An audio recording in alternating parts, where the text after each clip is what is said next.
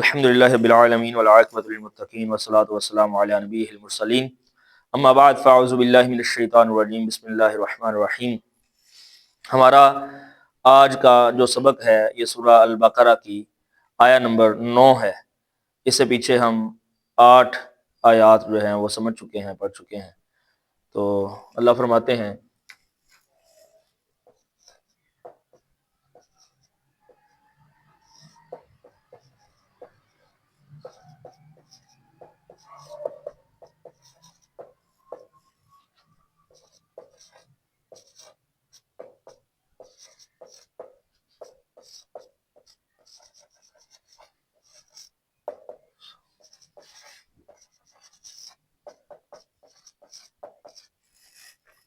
یخادعون اللہ والذین آمنوا وما یخدعون الا انفسهم وما یشعرون۔ تو لفظی ترجمہ اس کا ہے یخادعون، وہ دھوکہ بازی کرتے ہیں، اللہ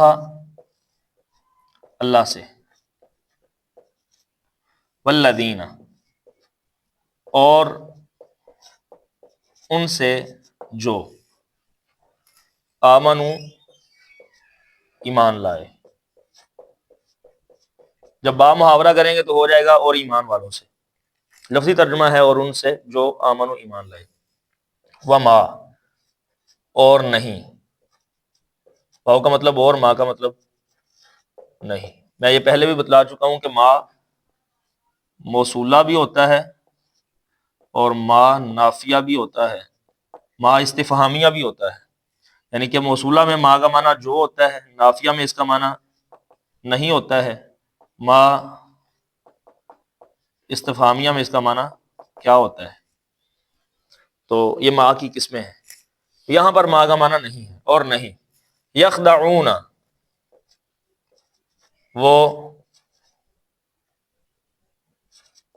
وہ دھوکہ دیتے، اللہ مگر، انفسہم اپنی جانوں کو، وما اور نہیں، یشعرون وہ شعور رکھتے یا علم رکھتے۔ تو یہ اس کا لفظی ترجمہ ہے۔ با محاورہ ترجمہ اس کا ہے وہ دھوکہ بازی کرتے ہیں اللہ سے اور ایمان والوں سے، اور نہیں وہ دھوکہ دیتے سوائے اپنی جانوں کے، وما یشعرون اور نہیں وہ شعور رکھتے۔ تو اس آیت کے اندر اللہ رب العزت نے کیا بات سمجھائی ہے؟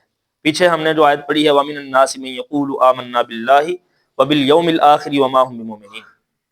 لوگوں میں سے کچھ ایسے ہیں جو کہتے ہیں کہ ہم اللہ پر اور آخرت کے دن پر ایمان لے کے آئے، لیکن وہ مومن نہیں ہیں، ایمان والے نہیں ہیں۔ تو منافقین کا تذکرہ چل رہا ہے، اور یہ منافقین سے متعلق دوسری آیت ہے جس کے اندر اللہ رب العزت نے منافقین کی خصلت، ان کا تذکرہ بیان کیا ہے کہ یہ کیسے لوگ ہوتے ہیں، ان کی کیا حرکات و سکنات ہوتی ہیں، ان کی عادات کیا ہوتی ہیں۔ یہ وہ لوگ ہیں جو ایمان کا دعویٰ کرتے ہیں اور اندر سے کافر ہوتے ہیں، ظاہری طور پر ایمان کا دعویٰ کر رہے ہوتے ہیں لیکن ان کے باطن کے اندر کفر پوشیدہ ہوتا ہے، اور یہ لوگ سمجھ رہے ہوتے ہیں کہ ہم دھوکہ دینے میں کامیاب ہو گئے ہیں اللہ کو اور ایمان والوں کو، لیکن حقیقت میں یہ خود دھوکہ کھا رہے ہوتے ہیں۔ دھوکہ کیا کھا رہے ہوتے ہیں یہ جاننا بڑا ضروری ہے۔ دھوکہ یہ جو خود اپنے آپ کو دھوکہ دے رہے ہیں وہ یہ ہے کہ دنیا کے اندر، دنیا میں وہ تمام حقوق اور فوائد جو مسلمانوں کو حاصل ہونے ہیں ان کو بھی میسر ہوتے ہیں، مگر آخرت میں جنت ان کو نہیں ملنی، جہنم میں سب سے نیچے ہوں گے۔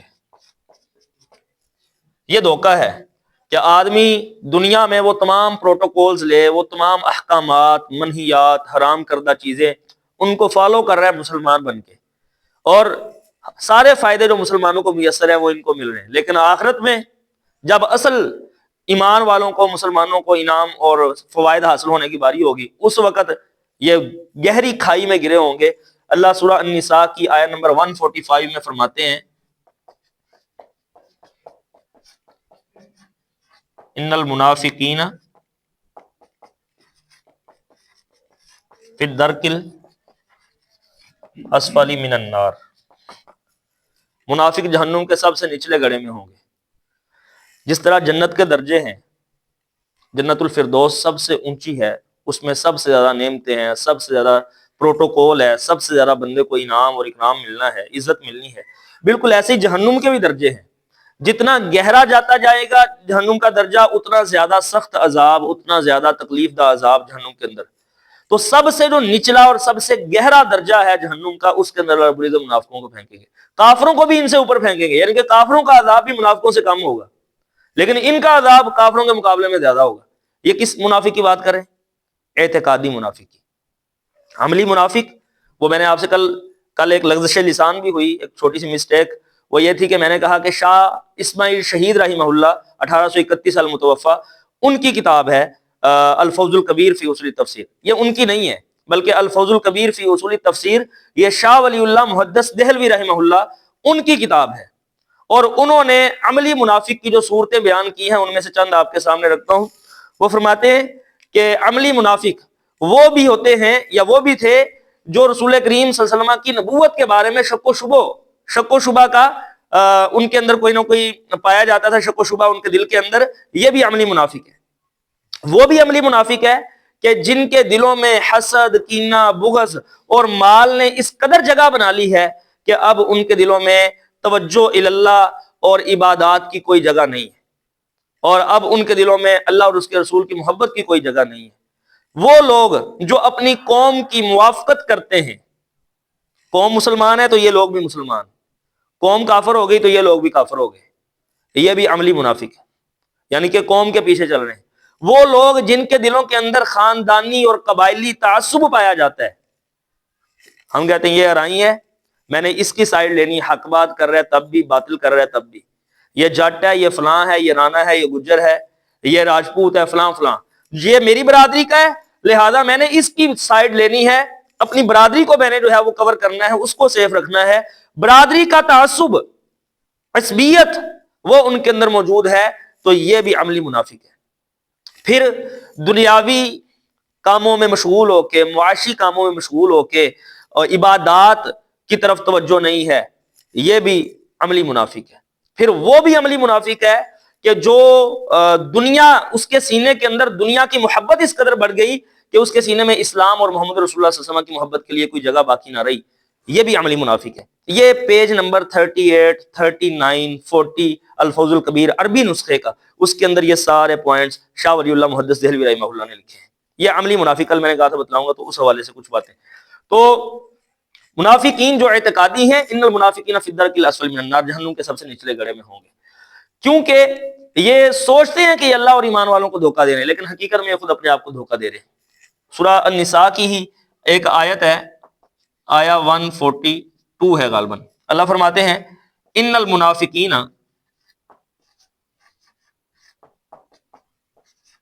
یخادعون اللہ وہو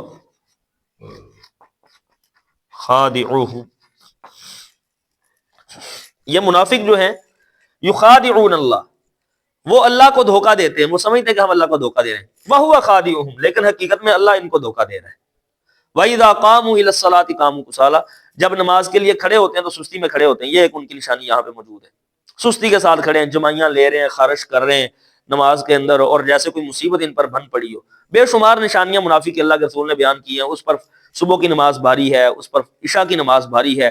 ایک جو عملی منافق ہے اس کی کچھ نشانیاں اللہ کے رسول نے فرمایا کہ ثلاث من کن فیہ منافقا خالصا، جس کے اندر 3 باتیں ہوں وہ پکا خالص منافق ہے۔ آیت المنافق ثلاث، منافق کی 3 نشانیاں، اذا حدث کذب واذا وعد اخلف واذا اؤتمن خان، جب بات کرتا ہے تو جھوٹ بولتا ہے، جب وعدہ کرتا ہے تو اس کی خلاف ورزی کرتا ہے، اور جب اس کو امانت دار سمجھا جاتا ہے اس میں خیانت کرتا ہے۔ مسلم کی ایک حدیث ہے، اس میں وَإِذَا خَاصَمَ فَجَرَ، جھگڑا ہو جائے، لڑائی ہو جائے، فوراً گالیاں بکنا شروع کر دیتا ہے۔ یہ منافق کی علامت ہے، یہ عملی منافق ہے۔ لیکن یہ جو بات ہو رہی ہے یہاں پہ جو علامات بیان کی جا رہی ہیں، یہ اعتقادی منافق زیادہ خطرناک ہے۔ عملی منافق فاسق ہے، اللہ اس کے اس گناہ کا، اللہ رب العزت اس کو عذاب دیں گے جہنم کے اندر، اور اس کے بعد اس کو نکال کے جنت کے اندر داخل کر دیں گے اس کے عذاب کے بعد۔ عملی منافق کی جو بات ہو رہی، لیکن اعتقادی منافق ہمیشہ کے لیے جہنم کی آگ میں جلنے والا ہے، وہ جہنم سے نکلنے والا نہیں ہے۔ ان المنافقین فی الدرک الاسفل من النار، ہمیشہ کے لیے جہنم کے اندر رہنے والا ہے۔ تو یہ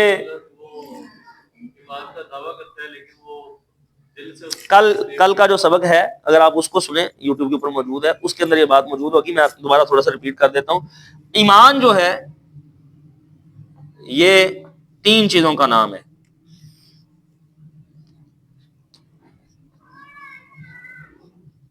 اقرار باللسان، تصدیق بالقلب، اور عمل بالجوارح۔ زبان سے اقرار کرنا، دل سے تصدیق کرنا، اور نیک عمل سے پروف کرنا کہ میں واقعی میں مومن ہوں۔ جو بندہ یہ تینوں کام کرتا ہے وہ مومن ہے، وہ مسلمان ہے۔ لیکن جو بندہ یہ کام کرتا ہے اور یہ بھی کر رہا ہے لیکن یہ نہیں کر رہا، وہ اعتقادی منافق ہے۔ یعنی کہ اعتقادی منافق زبانی طور پر، کلامی طور پر وہ اسلام میں داخل ہوتا ہے لیکن دل سے وہ کافر ہوتا ہے، کفر اپنا اس نے دل میں چھپایا ہوتا ہے۔ جس طرح نبی کریم صلی اللہ علیہ وسلم کے زمانے میں کچھ لوگ فائدہ حاصل کرنے کے لیے یا مسلمانوں کو ذکر پہنچانے کے لیے، نقصان پہنچانے کے لیے مسلمان ہوئے، عبداللہ ابن ابی ابن سلول وغیرہ اور اس کا وہ ساتھی سارے کے سارے، تو یہ تصدیق بالقلب نہیں کرتا جو اعتقادی منافق ہوتا ہے۔ اور جو عملی منافق ہوتا ہے وہ اقرار باللسان بھی کرتا ہے، تصدیق بالقلب بھی کرتا ہے، وہ عمل بالجوارح نہیں کرتا، اس میں اس کے اندر نقص ہوتا ہے، اس وجہ سے وہ عملی منافق ہے۔ تو لہذا آج کا یہی سبق تھا۔ اللہ سے دعا کرتے ہیں اللہ تعالیٰ سمجھنے کی، عمل کرنے کی توفیق عطا فرمائے۔ وما توفیق الا باللہ۔